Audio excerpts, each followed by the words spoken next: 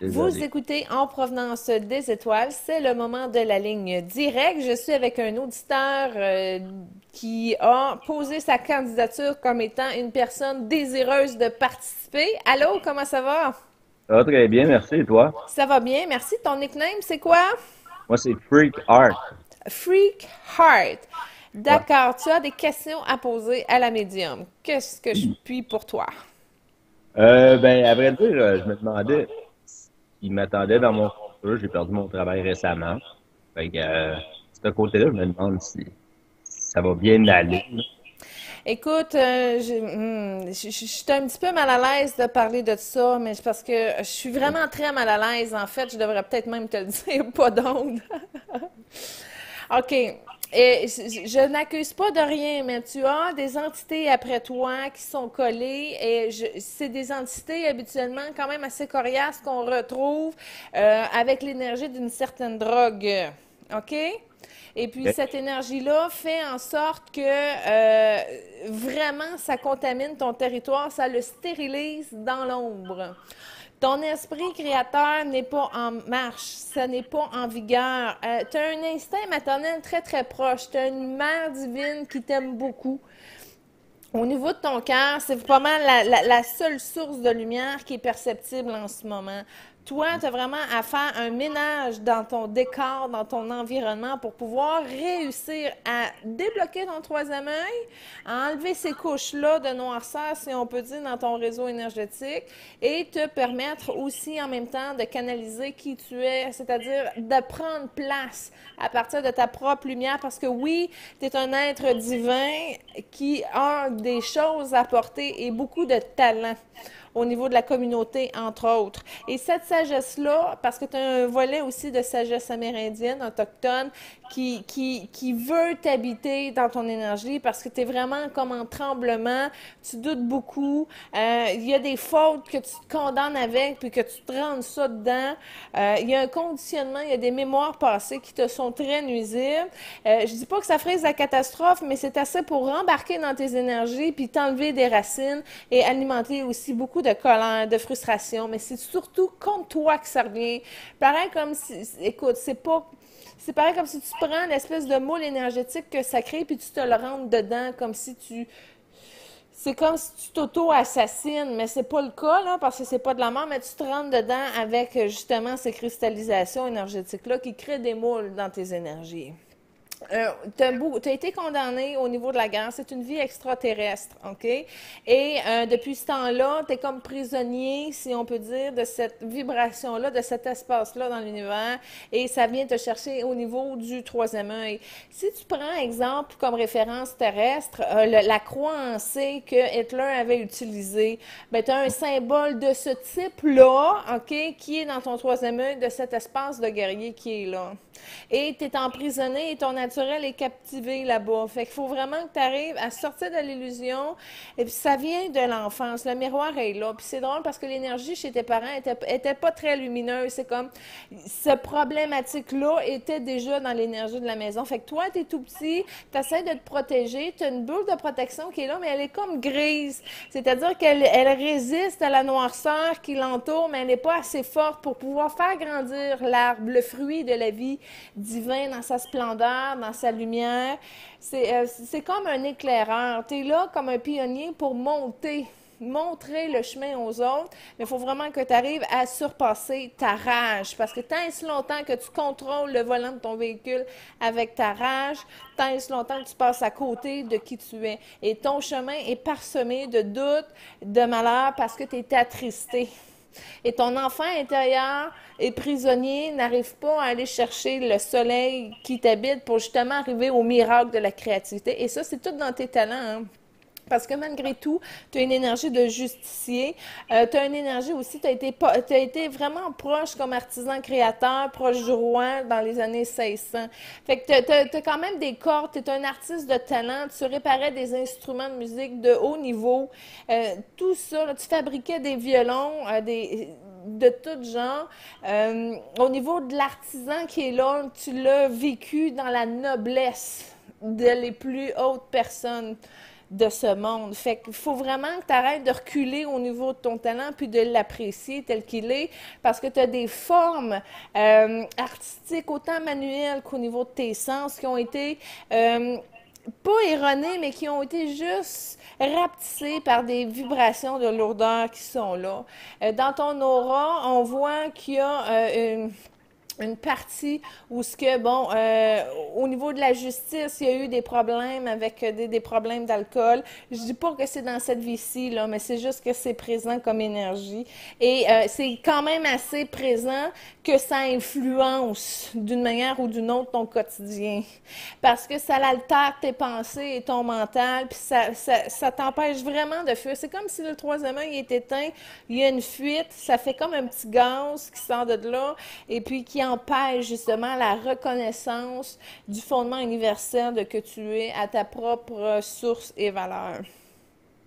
Donc, tant et si longtemps que les vibrations sont altérées par l'alcool, ça va être très, très difficile de faire des dépassements au niveau de l'ego parce qu'il y a un découragement majeur. Puis c'est pas juste au niveau sensitif, c'est au niveau de la génétique aussi. Fait que toi, tu as à dépasser beaucoup de peur, puis arriver à tasser l'orage pour te reconnaître, puis justement ouvrir le chemin du succès pour que ta parenté, etc., puissent eux aussi vibrer l'unité. Parce que au niveau de vos cœurs, il y a beaucoup de doutes, mais c'est l'intention de ce que tu vas décider qui va faire un changement. Et ces vibrations-là d'alcoolique, si on peut dire, ça se transcende partout au niveau des énergies. Et quand tu enlèves ça, c'est beaucoup plus facile de changer des habitudes parce que tu n'as plus cette influence négative-là qui t'influence à céder ton libre arbitre et ton pouvoir. Et tant et si longtemps qu'il y a des fuites comme ça au niveau de tes énergies, ben ta boule, elle reste comme là, elle est très dense et surtout, elle traîne ces lourdeurs-là qui continuent finalement à envahir ton espace parce que c'est ça que tu vis au quotidien, tu te fais envahir et ça te rend dans un état plus latent. C'était quoi ta question? Est-ce que j'y ai répondu? Ouais, ben pas mal. Dans le fond, tu m'as quand même répondu. Ma question, c'était parce que j'avais perdu mon travail. Puis qu'est-ce que Écoute, il y a une affaire qu'il faut que je te dise, OK? Ça, c'est bizarre comme message, mais il faut que je te le dise. C'est drôle parce que là, tantôt, c'était la première narine, l'autre, c'est la deuxième narine. Il y a une programmation qui dit que certains éléments de drogue font en sorte que tu es un meilleur guitariste. Et ça, c'est complètement faux. C'est pas une substance qui va te permettre d'être meilleur, c'est de te reconnaître puis d'aller contacter la source même de ton talent, que là, tu vas aller chercher des notes vibratoires qui vont justement inspirer beaucoup de choses au niveau de ta vibration puis des sons qui vont aider l'univers à émaner parce que toi, tu vas avoir fait le pas en émanant ton être. Mais c'est pas quelque chose qui va se faire au niveau des énergies que tu as commencé. Puis ça, écoute, ça, c'est juste un dépassement que tu as à faire parce que c'est des énergies que tu as mis très tôt sur ton chemin de vie parce que justement, tu as toute la drive et la capacité de les dépasser. Et là, en ce moment, on est en train de jouer au niveau de ton système hormonal pour justement te donner un petit peu plus de drive, un petit peu plus de force pour te reconnaître. Puis il y a déjà des paliers de conscience puis d'ouverture qui se sont franchis. En fait, notre conversation, t'en as 3 au moins qui ont ouvert, ça va te rendre un petit peu plus solide. Et toi, ce que tu as besoin, c'est spécial à dire, c'est de beaucoup sortir.